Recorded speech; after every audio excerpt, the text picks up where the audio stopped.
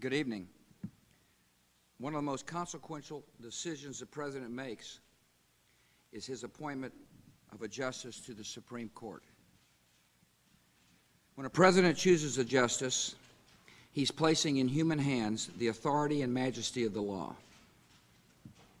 The decisions of the Supreme Court affect the life of every American. And so a nominee to that court must be a person of superb credentials and the highest integrity, a person who will faithfully apply the Constitution and keep our founding promise of equal justice under law. I have found such a person in Judge John Roberts.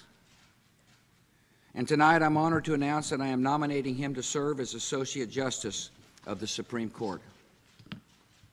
John Roberts currently serves on one of the most influential courts in the nation, the United States Court of Appeals for the District of Columbia Circuit.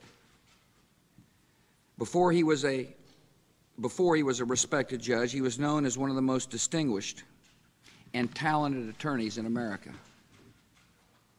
John Roberts has devoted his entire professional life to the cause of justice and is widely admired for his intellect, his sound judgment, and personal decency.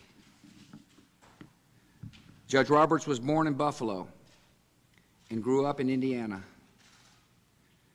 In high school, he captained his football team, and he worked summers in a steel mill to help pay his way through college.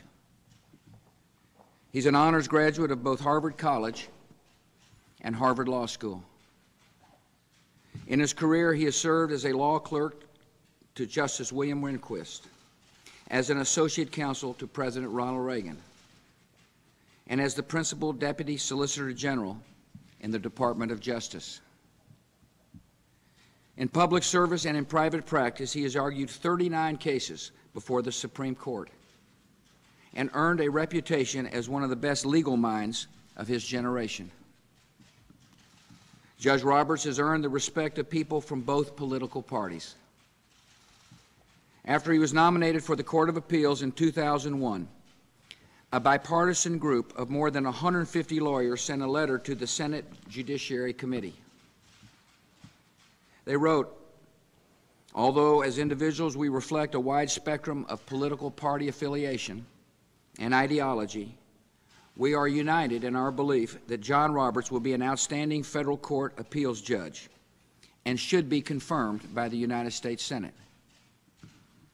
The signers of this letter included a former counsel to a Republican president, a former counsel to 2 Democratic presidents, and former high-ranking Justice Department officials of both parties.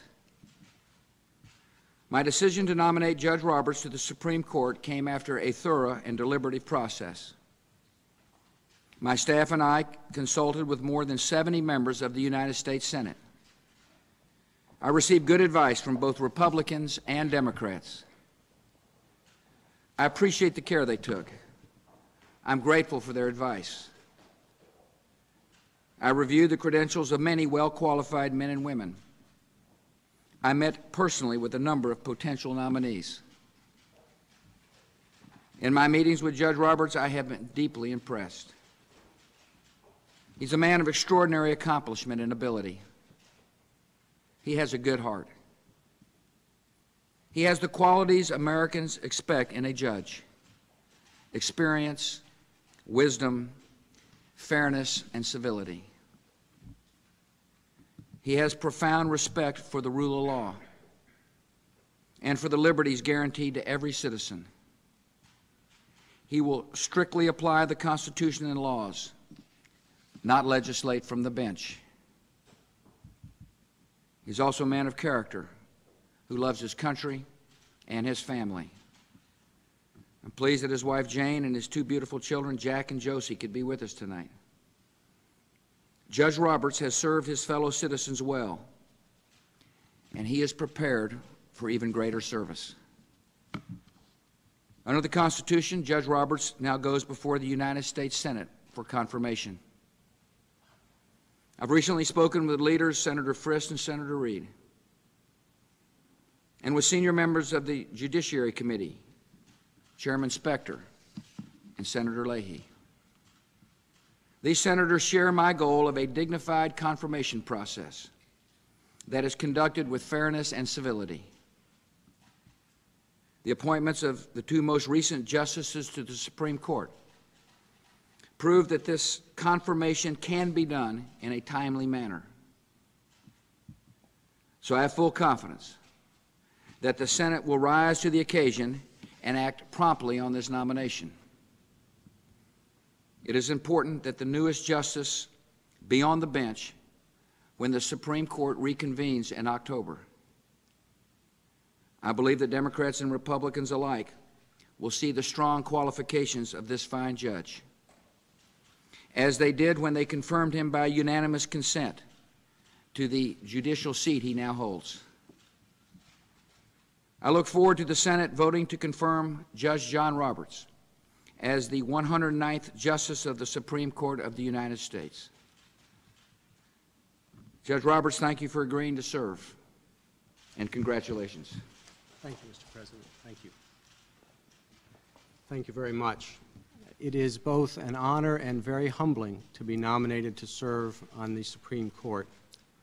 Before I became a judge, my law practice consisted largely of arguing cases before the court. That experience left me with a profound appreciation for the role of the court in our constitutional democracy and a deep regard for the court as an institution. I always got a lump in my throat whenever I walked up those marble steps to argue a case before the court, and I don't think it was just from the nerves.